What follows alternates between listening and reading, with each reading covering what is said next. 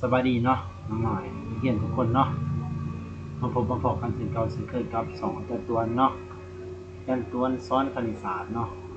น้องๆได้ที่เข้ามาครับสมัยก็อย่าลืมกดไลค์กดแชร์กดติดตามให้อาจารย์ตวนเด้อเนาะเพื่อ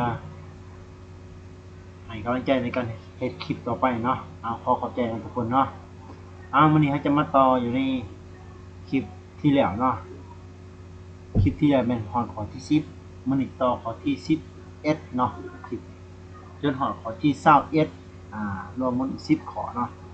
บอกว่าระยะห่างเนาะเราจะไปเริ่มแกะกันเลยเนาะเริ่มเลยข้อที่11มีคำถามว่า x กำลัง2บวก 3x ลบ28ส่วนกับ x กำลัง2ลบ 3x บวกลบ4เนาะเขาให้เราขัดจรเนาะหรือว่าฮ้อนเนาะตัวนี้เราสามารถ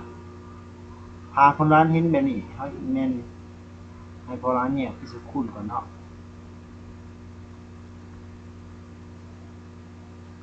ตัวนี้แม่น x กำลัง2บวก 3x ลบ28เนี่ยผมจะคูณเนาะจะได้ x กำลัง x คูณ x เนาะติดกับลบแบบนี้เนาะวันนี้28เอาย้ำคูณกันออก28เนี่ย7 4 28เนาะ7 4 28จะ7บวก7ลบ4นะ7ลบ4เหลือ3อีกแล้วเนาะ7คูณ4ออก28บวกคูณลบออกลบเนาะเราต้องมีพื้นฐานเกี่ยวกับการแยกเอาเป็นสกุลเนาะเนี่ยต้องมีพื้นฐานเกี่ยวกับการแยกสกุลเนาะถ้าลบมันจะอีกไว้ลบไว้เนาะมันนี้4ลบ4ลบ4ลบได้มาจากบวกคูณลบเนาะบวก4ได้มาจาก2คูณ2หรือว่า1คูณ4เนาะ1คูณ4แต่ว่า2คูณ2นี่มันจะบอกบวก3มันจะบอกลบ3เราต้องเอา1คูณ4เนาะ1คูณ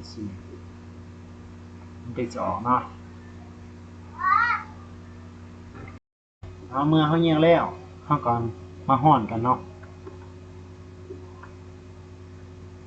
ลบ4กับลบ4บางเครื่องกับวอลลุ่มเบิดไปเนาะมันจะยังเหลืออยู่ x บวก7กับ x บวก1เนาะข้อนี้แม่นคือว่าจบไว้สำเร็จเนาะข้อที่12ว่า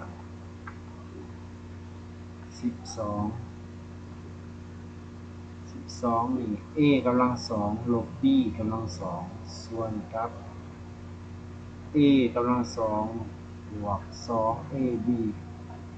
บวก b กำลัง2ตัวนี้ให้น้องๆเฮาจื้อเกี่ยวกับสูตรก่อนเนาะอาจารย์จะมาทบทวนสูตรขึ้นเนาะทบทวนสูตรขึ้นเนาะสูตรก่อนน้องๆเฮาจะมีสิเข้าใจเนาะa กำลัง2ลบ b กำลัง2นี่เนาะมันมีสูตร a ลบ b คูณ a บวก b เด้อและสูตรอันที่2a กำลัง2บวก 2ab บวก b กำลัง2นี่มันจะแม่น a บวก b ทั้งหมดกำลัง2เนาะอันนี้คือสูตรของมันที่เราจะนำใส่อยู่ในการแก้เลขข้อนี้เนาะมาไปแก้กันเลยa กำลัง2ลบ b กำลัง2ส่วนกับ a กำลัง2บวก 2ab บวก b กำลัง2นี้เนาะ2หน่อยเนาะเขียนมาอะไรตัวนี้เฮาก็เอาตัวนี้มันมาเขียนใส่เนาะตัวนี้เนาะเอาใส่มาดิก็แม่น a ลบ b คูณ a บวก b ส่วนกับ a บวก b a บวก b เนาะตัวนี้เนาะอาจารย์จะมาย้ำขึ้นตัวนี้เราสามารถ เขียนได้อีกเนาะจะเป็น a บวก b คูณ a บวก b เนาะมันมีกำลังสองอยู่เนาะเราก็จึงเขียนได้ a บวก b อีกทีนึงเนาะฉะนั้นต่อไปเราจะมาฮอด a บวก b แล้ว a บวก b ไปเนาะเราสอนตัวนี้ก็ได้เด้อเนาะแต่ว่าอาจารย์อยากให้พวกร้านแยกชี้ให้พวกร้านเข้าใจเนาะมันตัวได้เหลือตัวนี้ a ลบ b ส่วนกับ a บวก b เนาะตัวจบในข้อนี้เนาะคือว่าข้อที่12นี่คำตอบออกมาแล้วเนาะ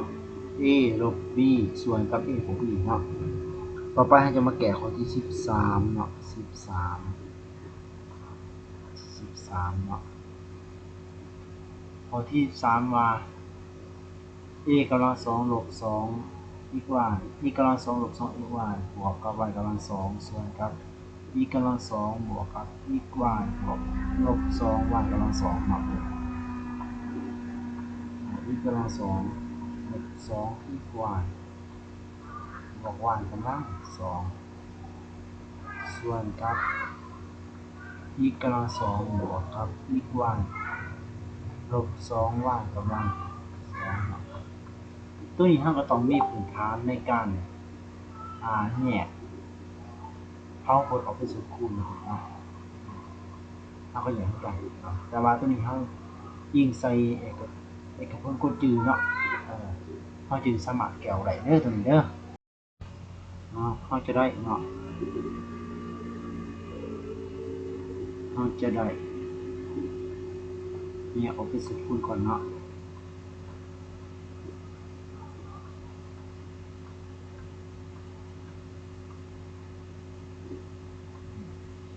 ตัวนี้อีกก่อนลบกราฟที่เราไว้เนาะอีกก่อนที่เราไว้ y กำลัง2ก็จะใช้ y เนาะนี่ดูตอนเนาะ1y กับ 1y รวมเป็น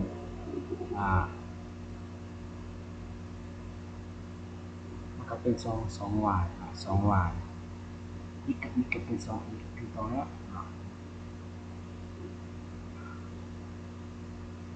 มันจะลงอีกดีกว่าเนาะลบ y ลบแกนลบ 2y กำลัง2ลบ 2y ลบแกนไม่จากบวกลบทั้งบวกทั้งลบ2y มี y เนาะได้อันนี้เนาะต่อไปเราจะห่อนเนาะ y กับ y ลงไปนี่กับ y ที่กับ y ลงไปเนาะมันจะยังเหลืออยู่x ลบ y คูณกับx บวก2y เนาะจบซ้ำนี่บริยาวเด้อเนาะข้อที่14 6a กำลัง2บวก 2a ลบ28ส่วนกับ a กำลัง2ลบ 2a เนาะนี่ก็จะกลายมาเป็น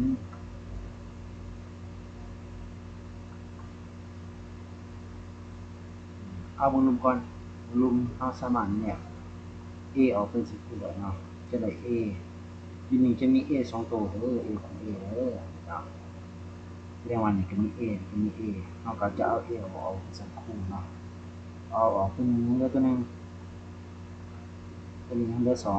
2ได้แล้วมาส่วนเพิ่มเป็นตรงเนี่ยที่สิบคูณตรงเนี่ยเด้อแง่ก่อนซะตัวนี้ของขางยากนิดนึงเนาะเพราะว่า6a กำลัง2 6ได้มาจาก1คูณ6 2คูณ3 3คูณ2เป็นอย่างนึงเนาะมันจะปิด a ไว้ก่อน 28ดิ28ได้มาจาก7คูณ4 4คูณ7เนาะมีหลายอันเนาะอันจะต้องสร้างสร้างมันถึงด้วยกันก่อนเนาะเข้าใจสามารถแยกได้เนาะตัวนี้กูจะใส่3ตัวนี้กูจะใส่2ตัวนี้กูจะใส่เป็น7บวก7เนาะกูใส่เป็น4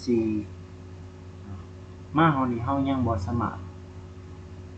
ฮ้อนได้เนาะเฮาจึงมาเปลี่ยนแบบนี้เนาะระหว่างพจน์ตัวนี้เนาะเฮาสามารถแยกเป็นสกุลได้เนาะพจน์ตัวนี้แค่เก่า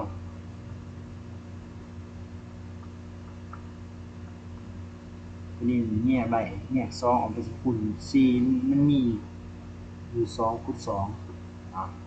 ฉะนั้นเนี่ย2เป็นสกุลจะได้อยู่ a ลบ2คูณกับ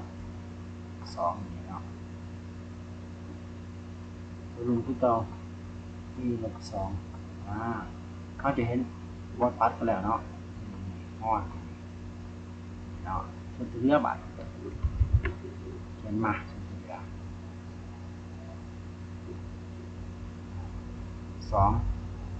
คูณกับ 3a บวก7ส่วนกับ a จบซ้ำนี่ข้อที่14ต่อไปจะเป็นข้อที่15ว่าสันเนาะข้อที่15ว่า15 y กำลัง3โอ้หลายเนาะ x ลบ9ทั้งหมดกำลัง3ปัดรูปมาหลายแล้วครับส่วนกับy กำลัง4 x ลบ9ทั้งหมดกำลัง2ข้อนี้เราสามารถแก้ได้เนาะบ่ยากเลยคนแก้ได้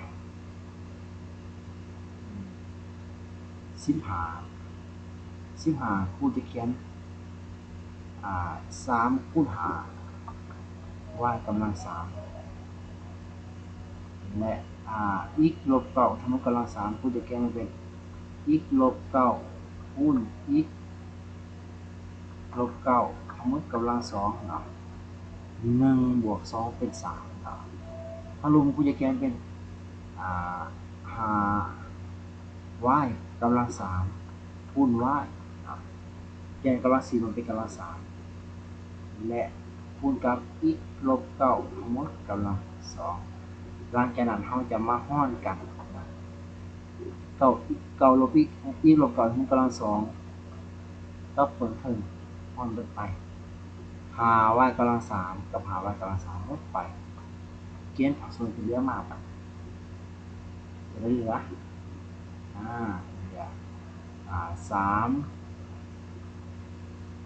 3 x ลบ9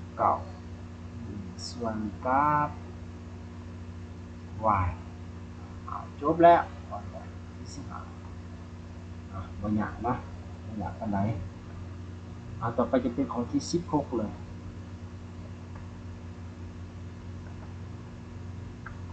ของที่16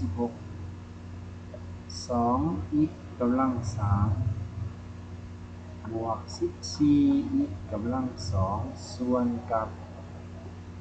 6x กำลัง2บวก42มาถึงแล้ว42x ตัวนี้ก็บ่ยากปานใดเนาะเราสามารถแก้ได้เลยครับตัวนี้เนาะเข้ามาวิเคราะห์ก่อนมี2มี14เดี๋ยวมาจาก7คูณ2แก้เลยเนาะต่อไปมีอยู่y กำลัง3 y กำลัง3มาx กำลัง3เนาะขออภัย x กำลัง3เนี่ยมาถึง x คูณ x 3ถึงเนาะสลับครูจะเปลี่ยนมาเป็น x กำลัง2เนาะที่ใส่เป็น x กำลัง2เนาะ x คูณ x กำลัง2ส ฉะนั้นตัวนี้ก็มีอีกกำลังสองตัวนี้อีกกำลังสองออกเป็นสกุลได้เนาะกูจะเขียนสองอีกกำลังสองแบบคูณอีกกำลังอีกเป็นสี่เนาะบวกกับเจ็ดคูณกับสองอีกกำลังสองตัวนี้เมียนหกอีกกำลังคูณกับอีกเนาะบวกกับ42นั่นมาจาก6 7 427คูณ6เนาะคูณเด้ออีกเนาะเราสามารถแก้ได้ไปมาเบิ่งเนาะตัวแรกคือกันนี่กดตัวนี้คือกันนี่เอาออกไปสิคู่ใดแก้2อีกกำลัง2ตัวเหลือเอาตัวไหนมาเนาะอีกบวกครับเช่นเนาะอันนี้ดิคืออะไรมันสับกัน6อีกออกไปจากคูณกับตัวเหลืออีกบวก7นี่ตัวหอนไหนเนาะตัวหอนแล้วอีกบวก7กับอีกบวก7เพิ่มไปตัวนี้คือผลส่วนที่เหลือเราจะไปต่อหน้าใหม่เนาะใหม่ก่อนเคสส่วนที่เหลือมาต่อได้เนาะ2อีกกำลัง2ส่วนกับ6อีกเอาสมานห้องต่อได้เลย2อีกคูณอีกส่วนกับ3คูณ2อีกนี่ห้องได้นี่ยังเหลืออยู่อีกส่วน3จบก่อนนะข้อที่16หมดไปแล้วต่อไปจะเป็นข้อที่17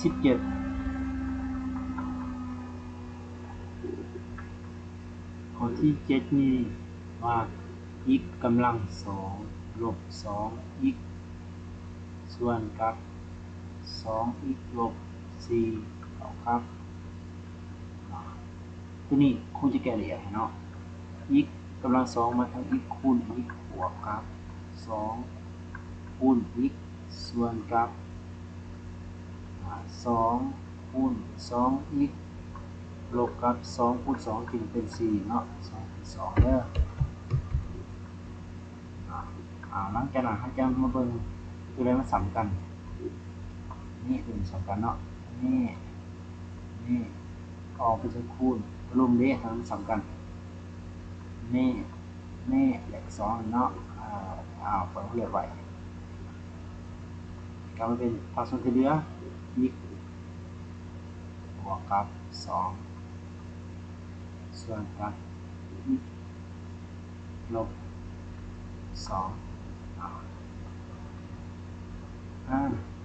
บนบวกเด้ออภัยเลยเป็นเด้อมีเป็นลบเนี่ย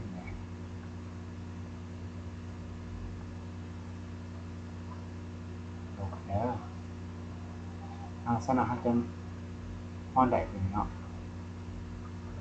ลบ2คำตอบคืออีกส่วน2แล้วข้อที่18ว่า2อีกกำลัง2ลบ10อีกส่วนกับ4อีกลบ20มันจะได้อยู่ทั้งเทิงเป็น10เด้อเป็นเด้อ10อีกเด้อเนาะเอาใครเขียนบ่งามไปเนาะ2คูณกับอีกคูณอีกเนาะลบกับ5คูณ2อีกส่วนกับ4อีกลบคูณ4มาเอาตัวนี้เราสามารถแยกเอาเป็นคู่ใดได้เนาะตัวที่มาสำคัญมันตัวที่ไม่สำคัญเนาะตัวนี้แม่น2อีกกับ2อีกเนาะสำคัญตัวถึงเหลือนี้อีกลบกับ5อารมณ์ 4x กับ4สามกันเนาะเอาไปบวกคูณจะเหลือ x ลบ5ห้องใดบัดคำตอบคือ4บัด2x 4บัดมาจาก2คูณ2จะออกเป็น x ส่วน2จบข้อที่1919แล้วเนาะ19 x กำลัง2บวก 6x บวก8ส่วนกับ3x กำลัง2บวก12x ทำไปได้อันนี้เนี่ยสักครู่นึงเนาะมันจะได้ x ที่ลบไว้ก่อน8ได้มาจาก4คูณ2บวก4กับบวก2เป็นเงิน3x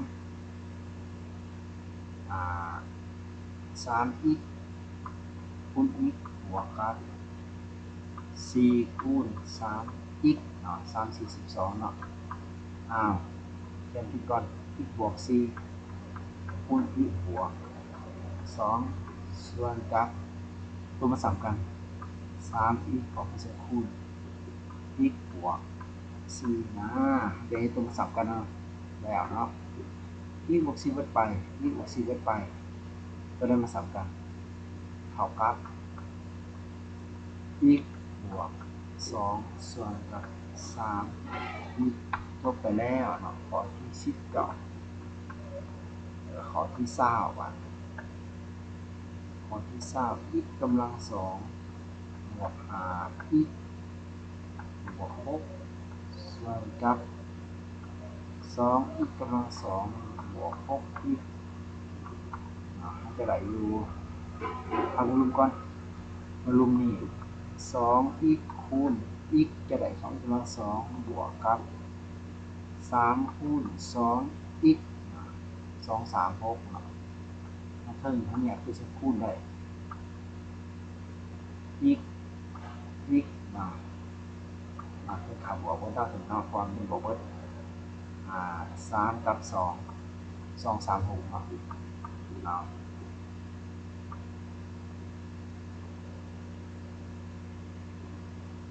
ความหมายเนี่ยเป็นสักครู่ก่อนเนาะ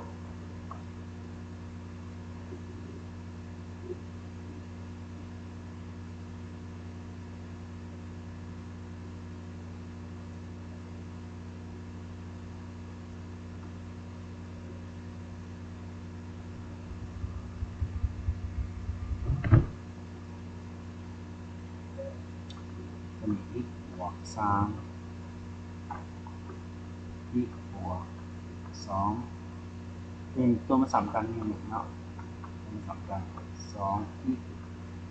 ส่วนกับ x บวก3เราสามารถห้อใด x บวก3ไป x บวก3ไปทีนี้ x บวก2ส่วนกับ2x ยกไปข้อที่20เนาะและสุดท้ายคือข้อที่21เนาะข้อที่21ตรงนี้เนาะเอาไม่ซะ x กำลัง2ลบ9ส่วนกับ x กำลัง2บวก 6x บวก9นะเอาครั้งครึ่งเราสามารถเปลี่ยนมาเป็น x กำลัง2ลบ3กำลัง2 3กำลัง2ออก9เนาะที่นี่สามารถเนี่ยคือสมมุติได้เนาะจะได้อยู่ x บวกบนเนาะ x บวก3 3 9 3คูณ3ออก9เนาะและเราเปลี่ยนมาเป็นตัวนี้ส่วนนี้เนาะมันคือการกับศูนย์ a กำลัง2ลบ b กำลัง2ต่อกับ a ลบ b บวก b แล้วมันจะเปลี่ยนเป็น x ลบ3คูณ x บวก3ส่ ส่วนกับอีกบวก3คูณอีกบวก3เนาะเดี๋ยวจะห่อนกันไปก่อนอีกบวก3ลดไปอีกบวก3ลดไปส่วนที่เหลือคืออีกลบ3ส่วนอีกบวก3จบไปแล้วเนาะอ้าวที่สุดไปเนาะสำหรับคลิปนี้เอาข้อที่21ก่อนเนาะพอคลิปมันสิยาวเกินไปเนาะมื้อหน้าจะมาต่อข้อที่22ข้อที่30เนาะเอาสำหรับคลิปนี้เนาะขอจบไว้สำนี้ก่อนเนาะฝากกดไลค์กดแชร์กดติดตามด้วยเนาะให้2อาจารย์ได้ปังเนาะขอใจลาไปก่อน